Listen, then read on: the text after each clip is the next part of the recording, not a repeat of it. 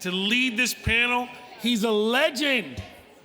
It's like Legendary Wednesday. He's a legend on the Germany cannabis scene. He's got a giant YouTube channel, and we love him so much. He's been around forever. He's a great person. Let's hear it for Michael Knotz.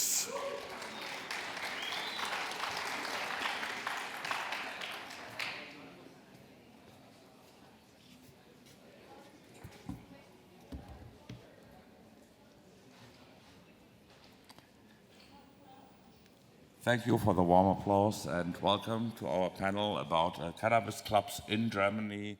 And please welcome my guests here on the panel, which is Peter Nimrod. Come on.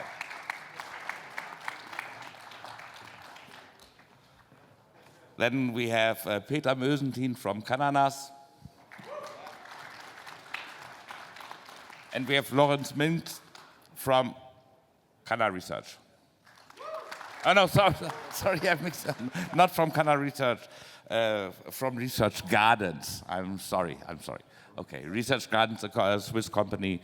And our three panelists are all involved in the only project, on the only model that allows legal recreational cannabis in Germany. As you all know, most of the cannabis which is sold to patients, and those three guys are involved in a business where you don't have to be sick to receive legal cannabis.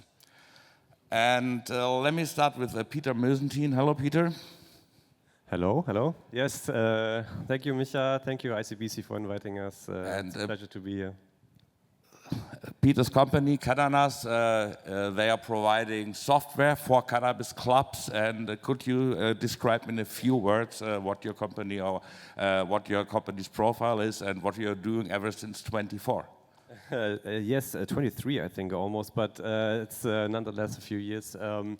We're basically supplying the digital infrastructure for German cannabis social clubs, touching every aspect from member acquisition until the product ends up in the customer's hands.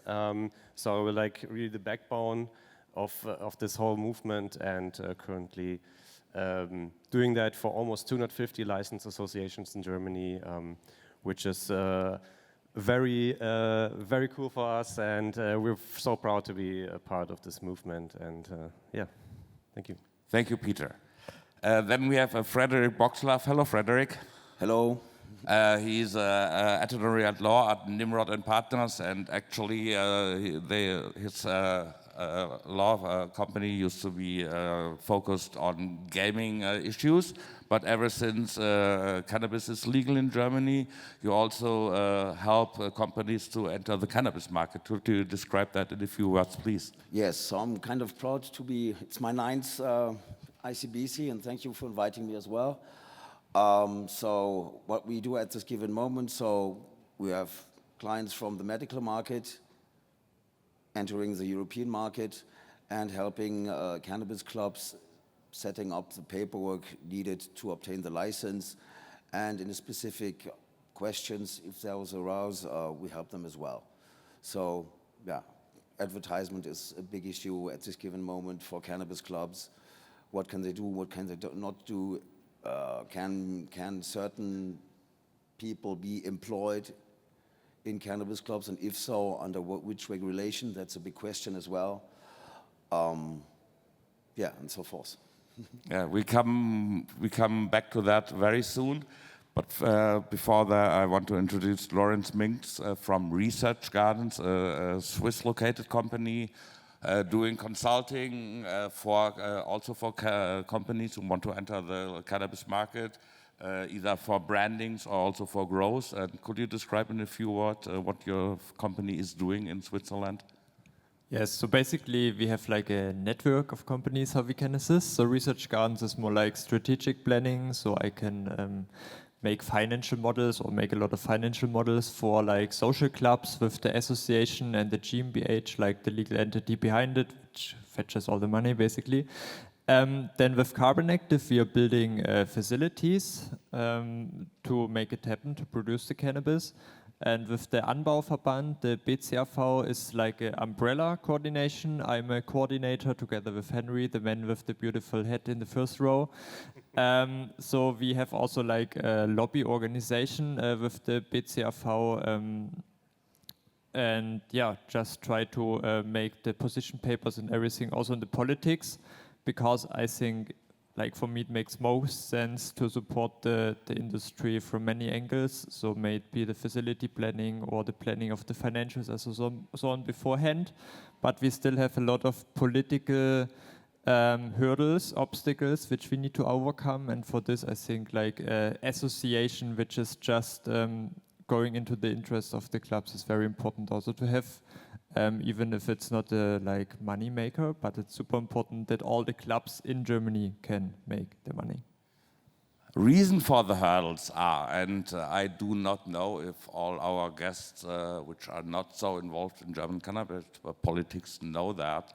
The reasons for the hurdles are, on the one hand, the KanG, which is the law which regulates the club and the consumption and a lot of things that have to do, or nearly all things that have to do with cannabis. But on the other hand, we have the German association law. And Germany has a law for everything. And of course, we also have a law how to run an association. And that association law says that you're not allowed to have, or in case you make profit with your club, in case you make profit, you're not supposed to, but in case you make profit with your club, you have to reinvest it into the club. You're not to, nobody is allowed to get to grab or to take any money out of the club. And this was due to the reason for that was that the politicians or the politics, when they decided to allow clubs, they wanted to have a non-profit model. They wanted cannabis not to, or not, they didn't want anybody to profit from cannabis. And the last years have shown that's a hurdle, but we also have big football clubs here in Germany, like Bayern München and Borussia Dortmund, and they are also run, or they also operate under the association law. So there are a few gaps, and I think there are some specialists who can tell about gaps, you know. So, Frederick, why should I run a cannabis club where I'm not allowed to make profit? Well, to run a cannabis club, the big advantage for you is, first and foremost, the club can be owned, or there can be legal attachments to the club and a company. It's done by Bayern München and so on. So this entity can take out money and reinvest it and pay, at the end of the day, make profit. That's one reason. But quickly, the reason why the clubs, this self-containing model had to be chosen, is the narcotics ruling of the United Nations as well as EU law. So we had to do it anyway. But there are many, so we can circumvent in many ways. First and foremost, the landlord is always a nice option. Renting out to yourself technical stuff to do the grow. That's one easy way of doing it. Another way, I like to do it a lot, and I like to use it very easily, is trademarks and licenses, whether for genetics or for trademarks. Just create your own trademark and get out the money via license payments. And this is also a very tax-relevant option. So we hear there are already existing workarounds, but I think we are in the beginning of the development, and there are more options, there are more possibilities to run a proper club who also gives away some revenue. Lorenz, may I ask you, why should I found a club here, or why should I support the club or invest in a club? Is there a reason? Yes, so first, there is like a social club runs as a really seed-to-sale business. So maybe you come from the US, from Canada, so you know the supply chain issues. You produce for a low amount of money, you need to sell for a low amount of money. There are wholesalers, there is the OCS in Ontario, which rules all the wholesale as a governmental organization. So if you come from overseas, you know the problem with like the highly segregated value chains. So there's a big overproduction. So of course, everyone needs to fight for every penny. With a social club, you're limited to 500 members. So at first you think, okay, it's not a lot, but then it's 500 members that you can sell the production from your own club. So basically you produce for €1.50 per gram if you do the hand trimming and all the fine processes that you can never afford in a really high competitive market. And then you sell it for €10, so you have a huge margin. So basically, if you want to do a business which earns money by the margin and not just by revenue, because this is like a treadmill, then a social club is perfect, because the gross profit margin can be 80%, 85%, and I don't know any other industry like this. And you get a return of investment from about 1.5, 2 years. Like if you make the member acquisition fast, which is one of the biggest challenges, then you have return of investment after 1.5 years, which is also super, super fast. I don't know any other business model in the cannabis industry, and I calculated a lot, discounted cash flows for medical, for retail, for pilot projects, you name it. So it's one of the most profitable business models for cannabis in the world. I was also operating a social club in Spain myself. It was not that easy. It was not legal to grow and so on. But here you have the legal framework that supports the legal cultivation, that supports the legal handout of the cannabis. You don't need to fear some Catalonian government that may take the license from you after 1 year because you made too much money, or you looked a bit of wrong, or you have not the best nose. So yeah, you can earn a lot of money, and you have this direct contact to your customers. You can make the R&D of new strains and so on really customer specific. So yeah, please be invited to found a social club. Thank you, Lawrence. That was cool. Peter, we talked about the future and theory so far. But you're already cooperating with nearly 250 clubs here in Germany. They use your software. Yes. So can you give us a short market overview? What's going on at the moment? And what should I do? What must I do if I want to found a new club? You have to do a lot of paperwork. But to get started, just to give an overview, like the timeline, we started 2 years ago with this market in Germany, and of course there were a lot of questions, open questions. Nobody knew how it exactly has to be done. This is of course a part of your work as well, and it's people starting to figure out how the framework has to be, and we're getting to that point where there's a blueprint for how to operate a club. Of course, no club is the same as the other one. But it's starting to be more streamlined, and this is also what we supply. So a lot of work goes into documenting, making sure you're compliant, making sure you give the authorities a good feeling. You know, it's a lot of paperwork, but it's also a good feeling. They have to establish trust, and this is what we see a lot. That the first hurdles, organizational hurdles, legislatory hurdles are overcome, and we're stepping into this new age, basically. It's all new, but now it's a new age where it's possible, and like Lawrence said, it can be very profitable and it can work. But yeah, it's not easy.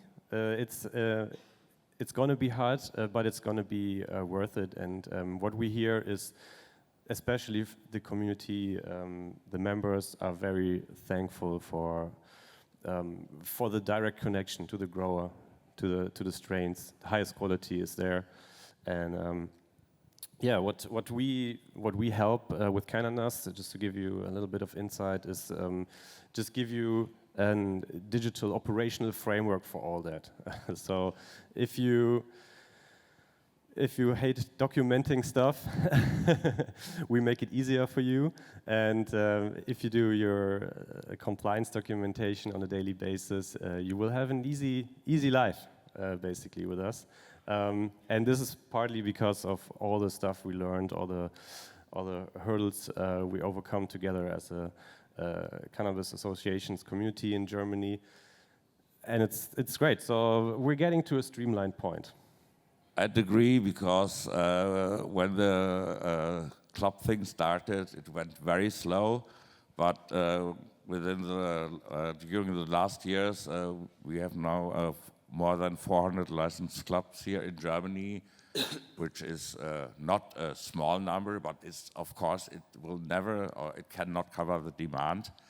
I'm talking about a market share from 5 to 10% at the moment, maximum. Where do you see clubs in the future? Sorry?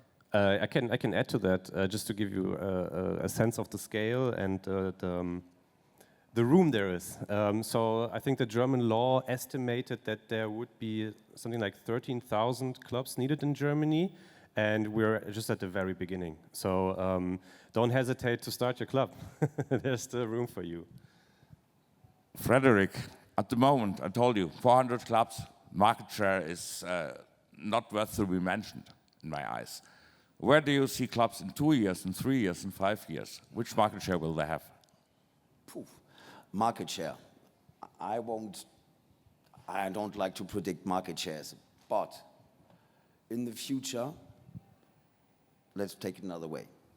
We have a federal law, and all the federal states use it, which means every federal applying the law, the federal law, will have different conditions to be met to get the license, which means in certain regions, it's pretty easy to get a license. Northern Westphalia, which we didn't thought at the beginning, it's conservatively run.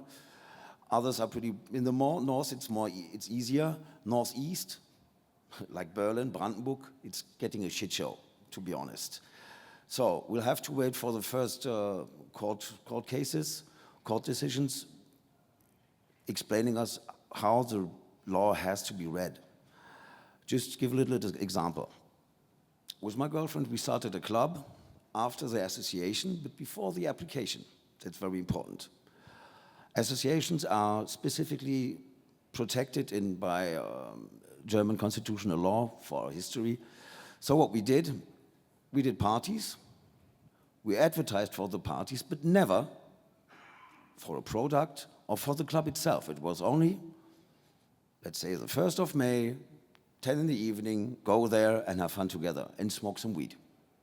Administration, the Berlin administration told us that was advertising for the club, which was not.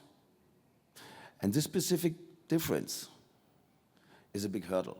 And all the different administrations in Germany apply the law at this given moment differently. So we're going to need some legal work in front of the court, having the judge explain to the administration how to read the law. Because it should be one law. It's a federal law. It's always the KKG. But the way it's read at this given moment is extremely different. Another example is the participation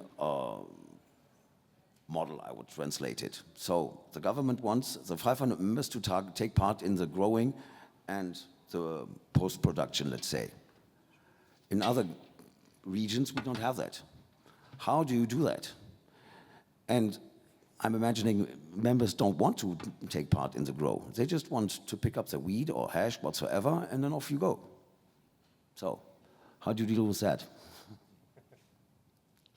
Also for people, for our guests who are not so familiar with the KKG, all the members have to support the clubs by working a few hours for the club. People, the growers who work there regularly, they are employed as we call it as a small job, but they are not allowed to do that as a full-time job. So officially, the growers make half-time job, and the rest is done by the members. And a lot of clubs, I'm also in a club where the members, we always search for work for the members, because some clubs have to prove that the members take part in the activities. But it's not, trimming is a nice activity, so you also can, I don't want to go very too deep into it, but if you're running a club, there's always enough work for the members. In the beginning, people thought, oh, the members don't want to grow, but there's enough work except growing. So the members will not grow, but they will keep the club tidy and nice. And there's another thing I wanted to ask all of you. Clubs are the heart of the movement, I would say. Yeah, clubs are, we discuss about clubs since 15 years. Nobody thought that cannabis will be sold in pharmacies on that level that it's sold at the moment. Everybody was expecting our system will work with clubs. This is also what policy thought. And I talked a lot about revenue. I talked a lot about money now. And will clubs stay the heart of the movement, despite the problems they have when it comes to money? Because you cannot run a club without profit. This is not possible. You have to make profit with the club, otherwise it will be closed. But on the other side, it's a little bit difficult, as we explained, that you cannot advertise. You're not allowed to do anything that helps the club. So let me ask: will the club movement will the clubs stay the heart of the movement, and what do they have to do to develop further? I think yes, clubs are the heart of the movement because it's more people, because like a club is limited to 500 members. It's more people organizing clubs, managing clubs, founding clubs than like medical players, right? So like the medical companies, it's a few hundred employed people in Germany. They make like billion revenues, but in the end, like it's a fight for the best price in the moment. So the value creation in Germany is pretty low.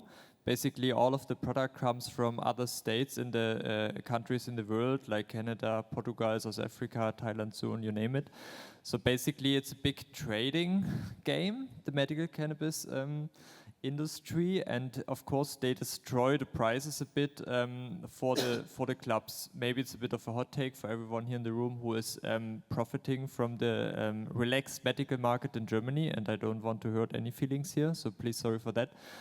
But we need to recognize right now it's not doing good for anyone. Like all the decreased prices is a big challenge for the clubs to position themselves.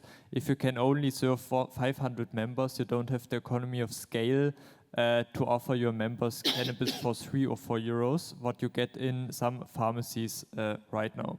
And so you don't have any other product to make profit from. Pharmacies yes, also have other products they can make profit from, and the cannabis club must relies on the cannabis to make profit from. And when the pricing doesn't work, like at the moment, it's like 3 euro for the end customer in average, and that's hard for the clubs, ain't it? So you cannot compete with this. So this is just one side how I think if this increases, like the low prices and so on from the medical side, it's really hard for the clubs to stay like relevant, because they just go bankrupt before they turn their businesses in a profitable zone, especially if you don't have the 500 members very soon. You need 150 members to just operate at a healthy level, to have a break even, and only then you can think about paying your people like good wages. To give an example about the differences also in fines. So if you advertise medical cannabis like telemedicine in a really hard way in Germany, you get a fine for 30,000, but you make this revenue in 2 minutes. If you make an advertisement as a club and you get fined, you also pay 30,000, but you make this money in like 1 or 2 months, right? So just to give you context, I think there are more and more people founding clubs, managing clubs, being active in clubs. So of course they are the heart, like in the head count, they are the heart of the German cannabis industry. But also we need a leveled playing ground for medical and for recreational cannabis, that it makes sense and that they can sustain. But we see like medical gets more and more regulated, or the laws that are in place gets more and more executed. And for cannabis clubs, there are like waves of it's getting harder for the clubs to found themselves. The authorities are getting harder on them.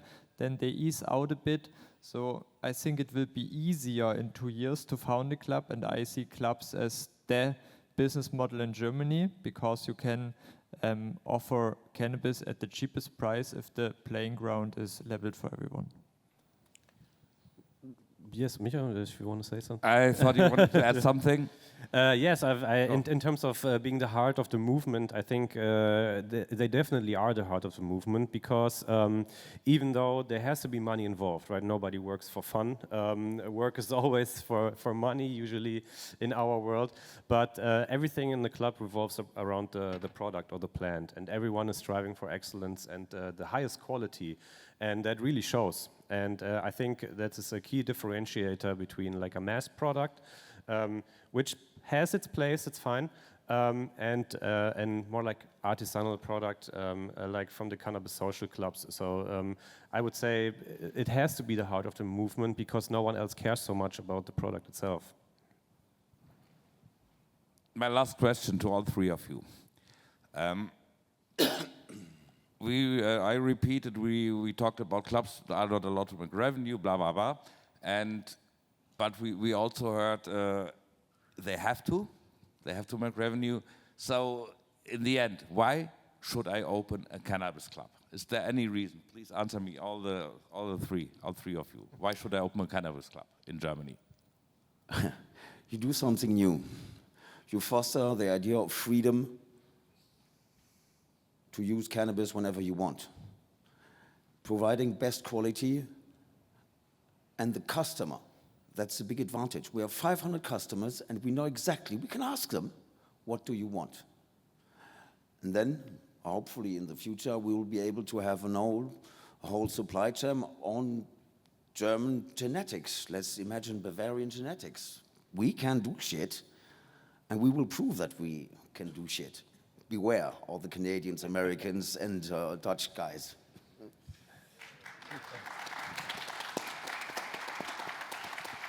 Peter, please. Oh, I was just going to add, like, we know how to grow hops and cannabis are related strains. So everyone loves Bavarian beer.